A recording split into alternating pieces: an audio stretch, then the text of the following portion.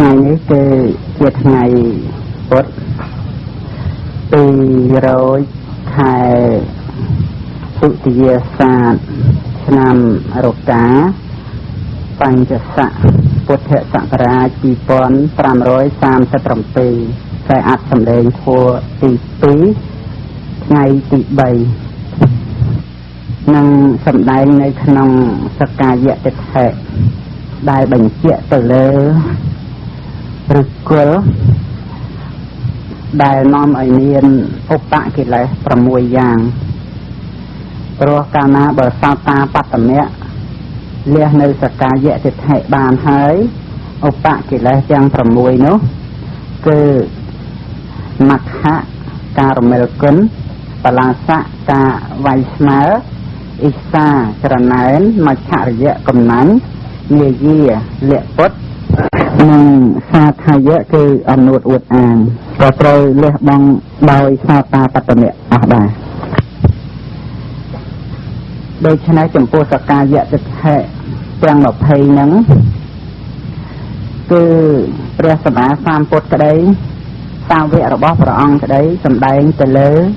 បឋិជនដែលមិនបានស្ដាប់ធម៌របស់សប្បុរសឬថាមិនបានវឹកហាត់ចិត្តក្នុងធម៌របស់សប្បុរសឬមិនបានឃើញព្រះអរិយៈឬថាមិនបានអប់រំចិត្តក្នុងធម៌របស់ព្រះអរិយៈនឹងបឋិជនហើយក្នុងអត្ថកថាគឺលោកសំដៅយកអន្តៈបឋិជនពុបឋិជនចែកជា2គឺអន្តៈបឋិជននិងកល្យាណបឋិជនដូច្នេះក្នុងការដែលសក្កាយតិដ្ឋិប្រព្រឹត្តទៅគឺចំពោះអន្តៈបឋិជនបើអញ្ចឹងទោះថាកល្យាណបឋិជននឹងអស់សក្កាយតិដ្ឋិថាអត់ទេឲ្យតែបឋិជនគឺនៅមានសក្កាយតិដ្ឋិប៉ុន្តែកល្យាណបឋិជនបានស្ដាប់ធម៌របស់សប្បុរសហើយអប់រំចិត្តក្នុងធម៌របស់សប្បុរសបានស្ដាប់ធម៌ព្រះអរិយៈអប់រំចិត្តក្នុងធម៌របស់ព្រះអរិយៈហើយមានការប្រព្រឹត្តទៅដោយការគ្របសង្កត់នៅសក្កាយតិដ្ឋិដោយដំណើរវិបស្សនាទៀតតែនឹងលះបង់បាននៅសក្កាយតិដ្ឋិដាច់ជាសមុច្ឆេទហើយជីវិតជាប្រកដីគឺមិនមានសក្កាយតិដ្ឋិនោះគ្របសង្កត់ចិត្តទេព្រោះសិក្សារូបធម៌និងនាមធម៌ដូច្នេះអត្ថកថាលោកបញ្ជាក់ចំពោះបឋិជនដែលមិនបានស្ដាប់ធម៌របស់សប្បុរសជាដើមនឹងថាជាអន្តៈបឋិជនសក្កាយតិដ្ឋិមាន20ហ្នឹងបើរាប់មួយតាមដំណើរទៅគឺមានសេចក្តីត្រេះរិះថារូបជាខ្លួននឹងមួយទី2គឺមានសេចក្តីត្រេះរិះថាខ្លួនមានរូបទី3គឺមានសេចក្តីត្រេះរិះថាខ្លួននៅក្នុងរូបហើយទី4មានសេចក្តីត្រេះរិះថារូបនៅក្នុងខ្លួនឯចំណែកនាមខណ្ឌ4ទៀតក៏អញ្ចឹងដែរ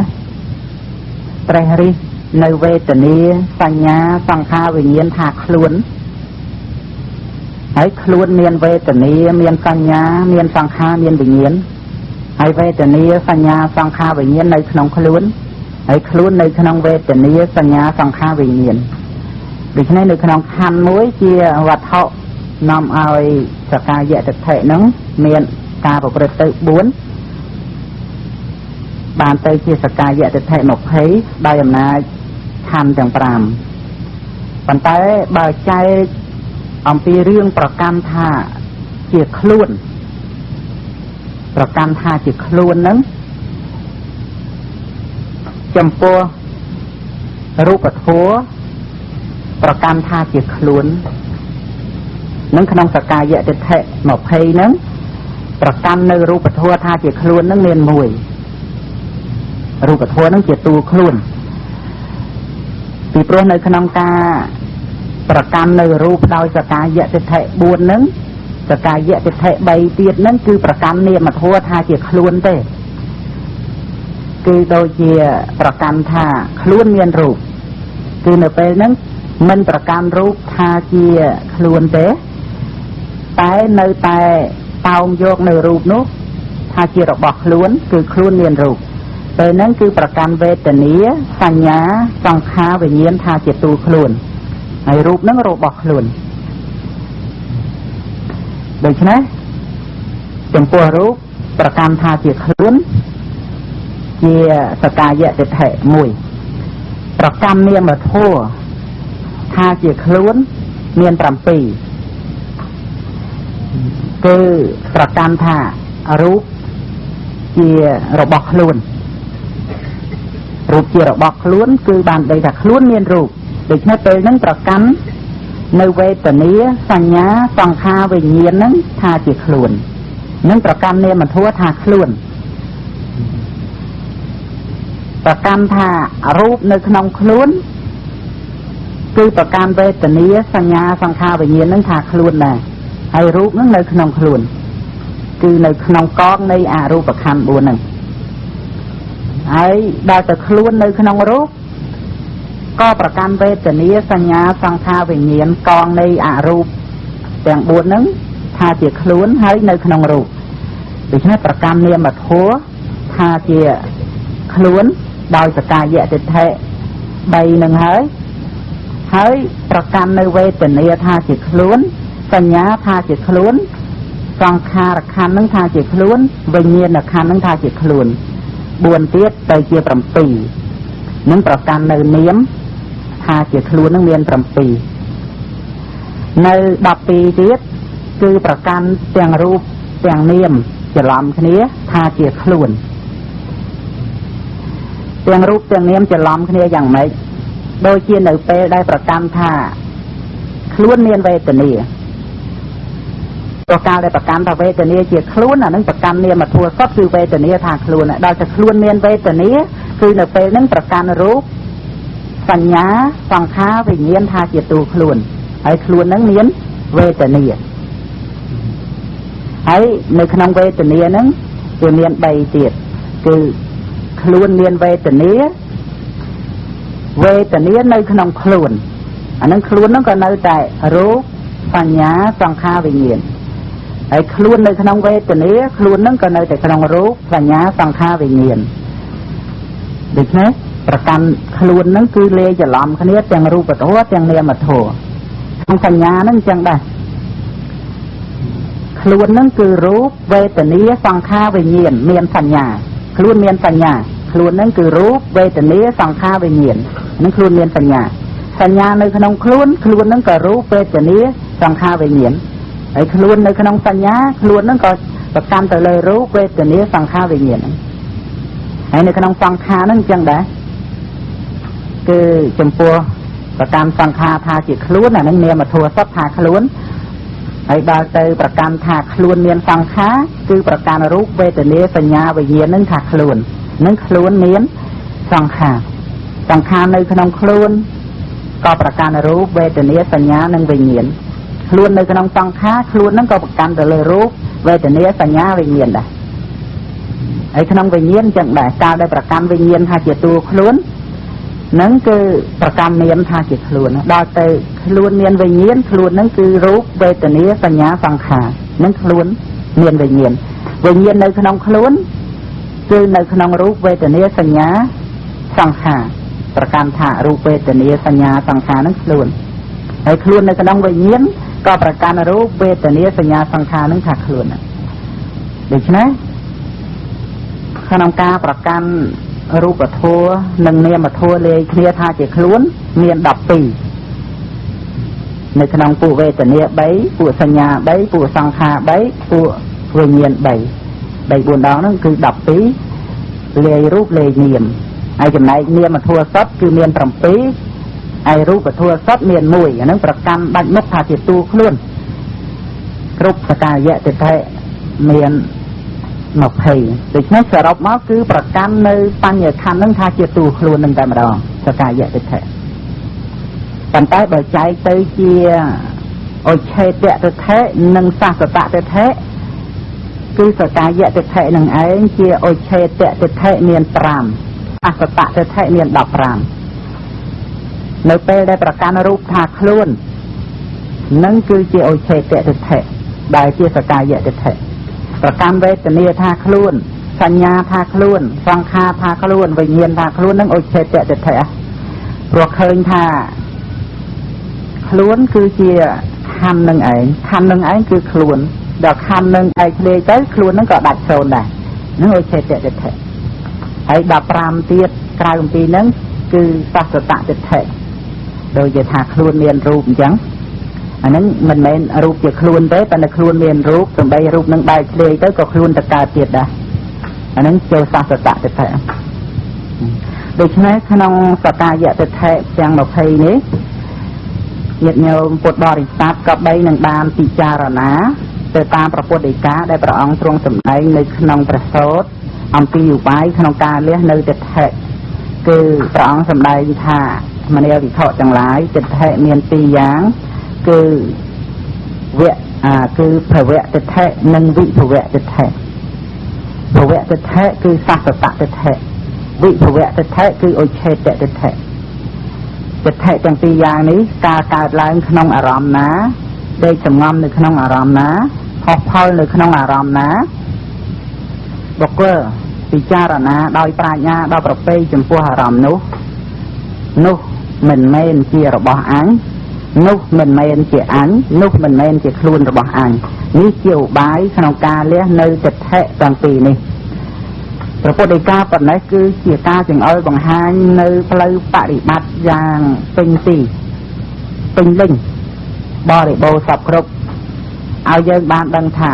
ក្នុងការអប់រំចម្រើននៅយោនិសោមនសិការៈឬសតិសម្បជញ្ញៈនោះគឺត្រូវដឹងទៅលើសភាវៈធម៌ណាដែលទិដ្ឋិធ្លាប់តែចាប់យកជាអារម្មណ៍នោះដូច្នេះទិដ្ឋិដែលកើតឡើងនោះមិនមែនមានពេលឬមានកន្លែងទេជាប្រកដីដែលយើងអង្គុយឬយើងដើរឬយើងទទួលទានដំណេកឈរអីហ្នឹងគ្រប់អេរិយាបថហ្នឹងក្នុងជីវិតប្រចាំថ្ងៃតែមានសេចក្តីប្រកាន់ជាលក្ខណៈសកាយៈទិដ្ឋិគ្រប់ពេលដូច្នេះបើសិនជាមានការអប់រំបញ្ញាពិចារណាទៅលើអារម្មណ៍នៃសកាយៈទិដ្ឋិអារម្មណ៍នៃសកាយៈទិដ្ឋិនោះបានដល់បញ្ចខណ្ឌនេះឯងដែលនាំឲ្យមានសកាយៈទិដ្ឋិ20គឺបញ្ចខណ្ឌដូច្នេះឃើញចំពោះបញ្ចខណ្ឌចំពោះខណ្ឌណាមួយដែលកំពុងប្រកបនឹងឯងដោយប្រាជ្ញាដល់ប្រពៃគឺត្រូវលះសកាយៈទិដ្ឋិពេលហ្នឹងហើយឧបកិលេសទាំង6ហ្នឹងក៏ត្រូវលះពួកដែលបានអធិប្បាយមកនេះមានចំណុចចង់ទួនស្មារតីញាតិញោមពុទ្ធបរិស័ទច្រើនចំណុចដែរ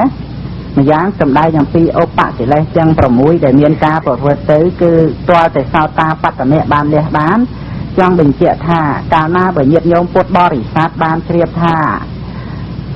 បុគ្គលនេះមានមគ្គជាការរមែលគុណឬមានបលាស័កវាយរឹកស្មើឬមានការច្រណែនឬមានការកំណាញ់ជាអ៊ីសាមច្ឆរិយៈនោះឬក៏មានមាយាលក្ខពុតរហូតដល់ពុទ្ធភោកុហកចឹងទៅឬក៏មានសាថាយៈអំនួតអួតអាងចឹងទៅញាតិញោមក៏បីអប់រំនៅសមាទិដ្ឋិដឹងថាធម្មតាបថុជនតែមានធัวនឹងអញ្ចឹងឯងនេះធ្វើឲ្យយើងដែលជាអ្នកដឹងនៅបរមត្តធัวហ្នឹងគឺមានសេចក្តីស្ងប់រងាប់ព្រានតដៅខ្លួនឯងហើយបើរវល់តែគេខុសហើយយើងប្រកាន់ខឹងដោយប្រការផ្សេងបានសេចក្តីថាខុសមួយគោខុសទាំងអស់គ្នាព្រោះអីព្រោះមិនមានសមាធិដ្ឋិដឹងលក្ខណៈនៃបរមត្តធัวយើងមើលទៅយើងអត់ឆ្លុះទល់នឹងបរមត្តទេយើងទៅត្រឹមបុគ្គលបញ្ញត្តិថាជាអ្នកនេះថាជាអ្នកនោះកូនចៅយាយតាអ្នកនេះអ្នកនោះចឹងទៅទល់តែនឹងបុគ្គលហាក់ដូចជាមានបុគ្គលហ្នឹងបានប្រព្រឹត្តធ្វើនៅអំពើដូចជាមគ្គឬបលាស័កឬអ៊ីសាមច្ឆរិយៈជាដើមតាមពិតមិនមែនបុគ្គលធ្វើទេគឺសភាពនៃបរមត្តសត្វដែលកើតឡើងព្រោះអាស្រ័យបច្ច័យដែលមិនទាន់មានសោតាបត្តមៈលះ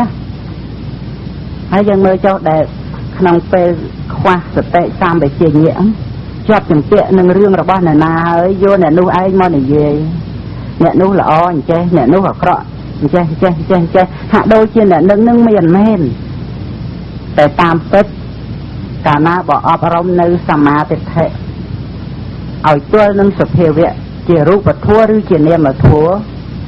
នឹងបានដល់នៅសេចក្តីស្ងប់ព្រោះថាធម៌ទាំងឡាយតែកាលណាមានហេតុបច្ច័យយ៉ាងណាហើយវាត្រូវតែប្រព្រឹត្តទៅយ៉ាងនោះឯងការស្គាល់អធិស្រ័យក្នុងសន្តានផ្សេងគ្នា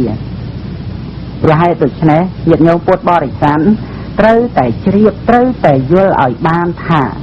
ការប្រព្រឹត្តទៅនៃបុគ្គលម្នាក់នឹងគឺជាការប្រព្រឹត្តទៅនៃបរមត្ថធម៌សត្វគឺខន្ធធាតុអាយតនៈដូច្នេះសូម្បីឧបកិលេសនេះក៏ជាទូសង្ខារធម៌ដែលប្រព្រឹត្តទៅប្រស្រ័យបច្ច័យដូច្នេះយើងមិនមានសេចក្តីប្រកាន់ចំពោះបុគ្គលទេព្រោះបានទល់នឹងសភាវៈនេះគឺជាការសម្ដែងទឿនស្មារតីដែលញាតិញោមធ្លាប់តែជាប់នឹងរឿងរបស់បុគ្គលបានជាភ្លេចដល់ការពិចារណាចិត្តរបស់ខ្លួនដែលប្រព្រឹត្តទៅដោយអកុសលជាការតោះចិត្តដោយសេចក្តីក្រោធជាបដិខៈបានជាភ្លេចដល់ការពិចារណាធัวខាងក្នុងគឺចិត្តរបស់ខ្លួនព្រោះរវល់ជាប់ក្នុងការពិចារណារឿងអ្នកដទៃដូច្នេះអបបីមានសមាទិដ្ឋិចំពោះធัวទាំងក្នុងទាំងក្រៅធัวទាំងក្រៅគឺសភាវៈដែលប្រកបឡើងមិនមែនយើងហើយខាងក្នុងគឺសភាវៈដែលសន្មតថាយើងបានថាការអប់រំបញ្ញាសូមញាតិញោមស្ដាប់ឲ្យជាក់ថាមានគ្រប់ពេលវេលាទាំងអស់ប៉ុន្តែមកពីយើងមិនស្គាល់ធัวហេតុអីបានជាមិនស្គាល់ធัวដំបូងបំផុតគឺមិនព្រមស្ដាប់ដោយសេចក្តីគោរពគឺមិនព្រមស្ដាប់ឲ្យយល់ចូលចិត្តដែលធัวព្រះអង្គសម្ដែងគឺសុទ្ធតែបញ្ជាក់ទៅលើសភាវៈធัวដែលត្រូវដឹងដើម្បីបើកនៅភាពងងឹតដែលមិនព្រមមានសតិសម្បជញ្ញៈរលឹកដឹងធัวនៅពេលដែលធัวកំពុងកើតមានហើយនោះឧទាហរណ៍ថានៅពេលដែលមើលទៅឃើញម៉ាញ៉េដូច្នេះមិនអាចដើម្បីយល់ចូលចិត្តថាត្រូវបដិបត្តិធัวនៅពេលកំពុងឃើញទេមើលទៅឃើញសិភៅមើលទៅឃើញកូនចៅឃើញបរិសុទ្ធស្ត្រី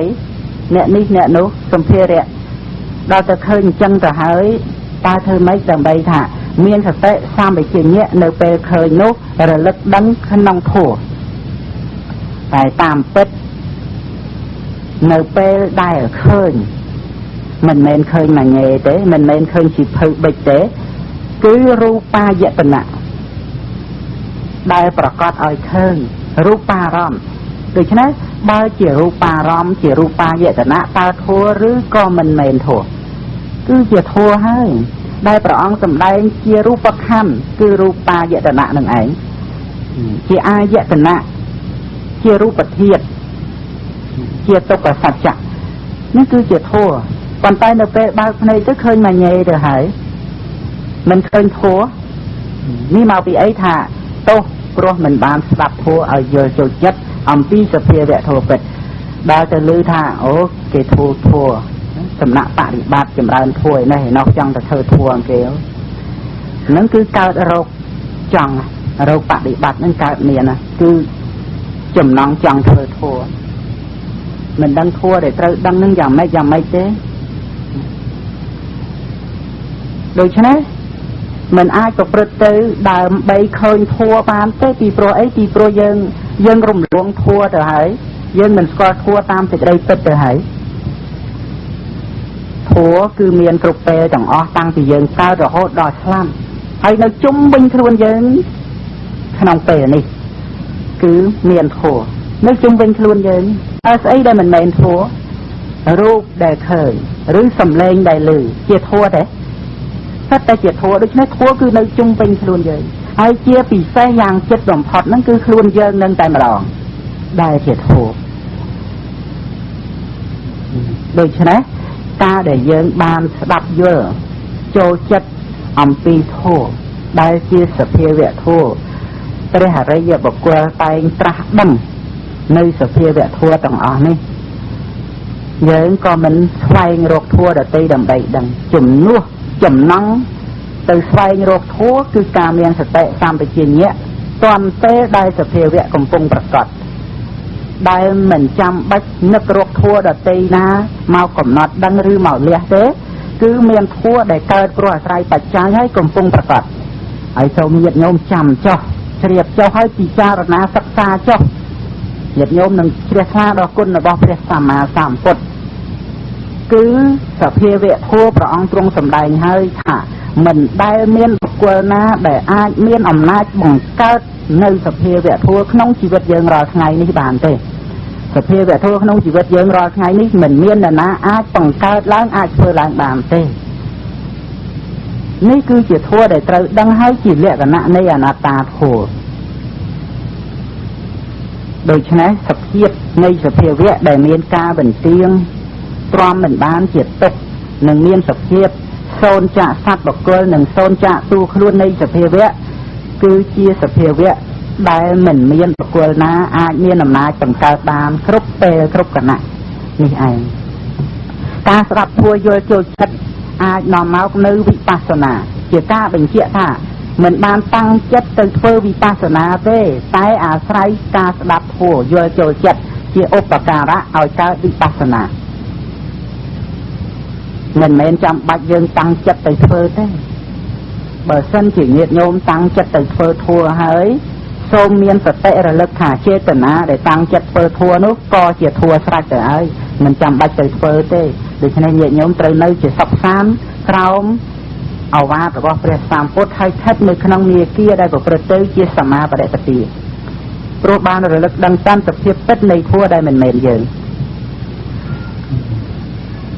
ដូច្នេះចំពោះសកាយតិថិទាំង20នេះមិនតាន់មានការអธิบายឲ្យពិស្ដារប្រកេនជូនញាតិញោមទេតែការរៀបរាប់នៅចំណុចនៃសកាយតិថិក៏សម្រាប់ជាគ្រឿងប្រដាប់សតិបញ្ញាមួយចំនួនដែរហើយ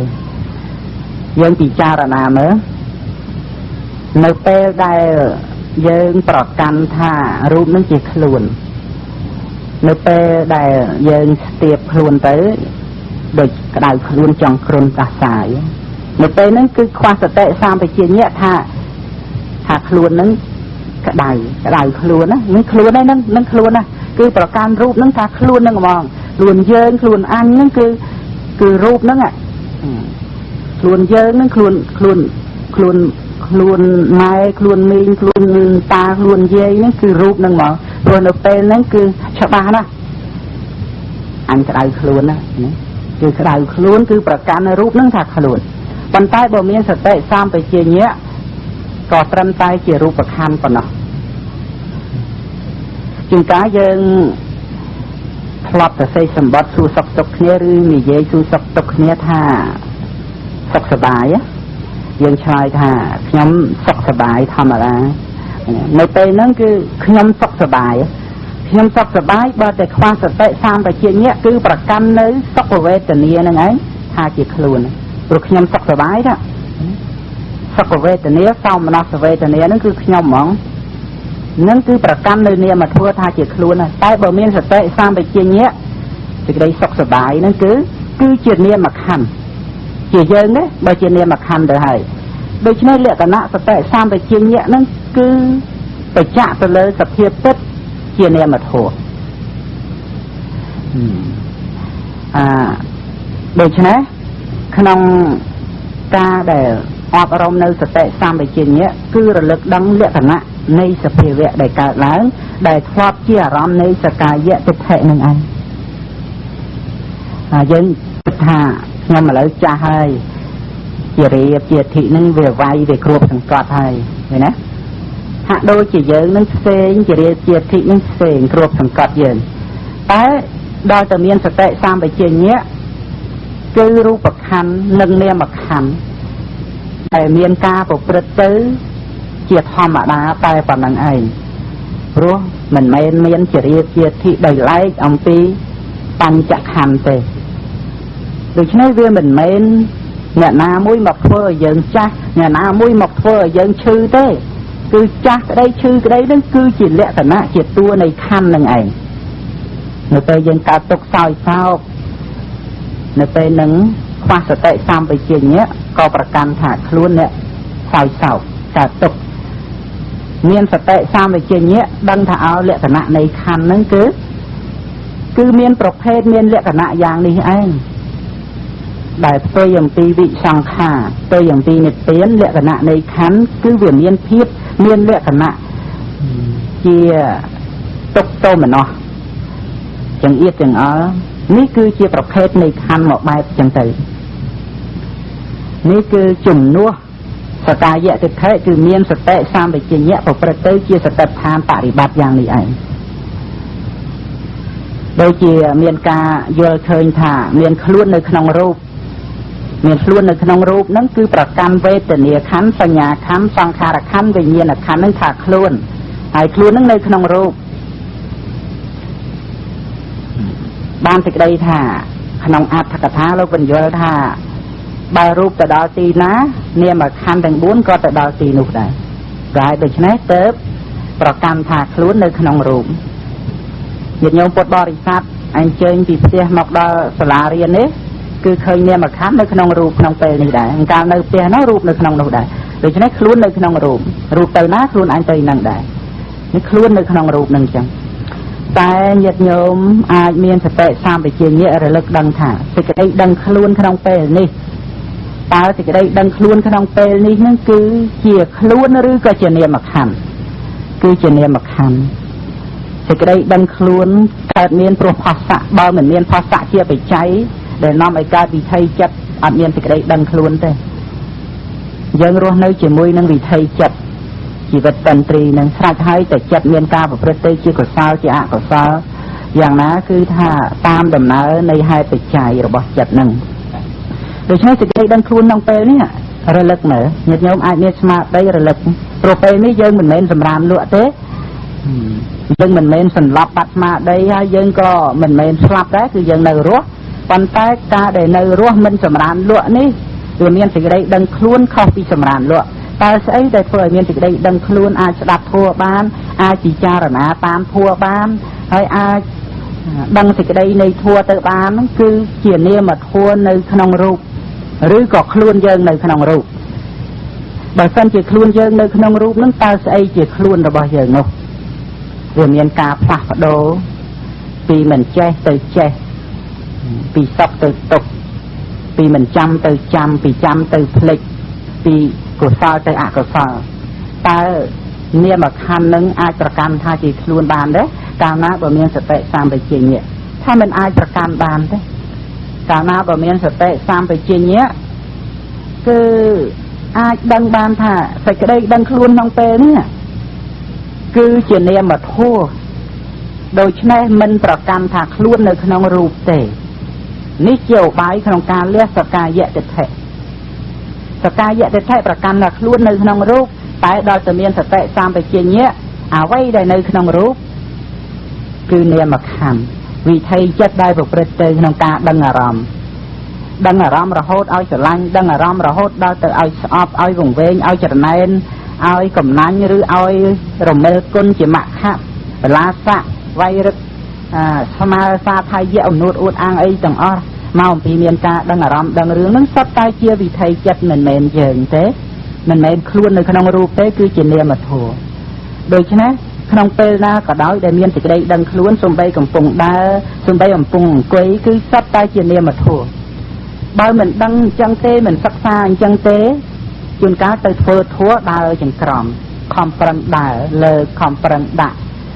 ដោយមិនដឹងថាដែលដឹងលើកដឹងដាក់នឹងជាមโนវិញ្ញាណធាតុដែលមិនមែនតួខ្លួនអត់មានសតិសម្បជញ្ញៈដឹងទេខំប្រឹងពីធ្វើធัวយ៉ាងនេះយ៉ាងនោះហើយខំប្រឹងកំណត់ដឹងរូបធัวនាមធัวអញ្ចឹងទៅដោយមិនមានសតិសម្បជញ្ញៈថាមโนវិញ្ញាណធាតុដែលដឹងខ្យល់ដង្ហើមចូលដែលដឹងខ្យល់ដង្ហើមចេញគឺមិនមែនខ្លួនទេដែលនៅក្នុងរូបកំពុងអង្គុយក្តីដូច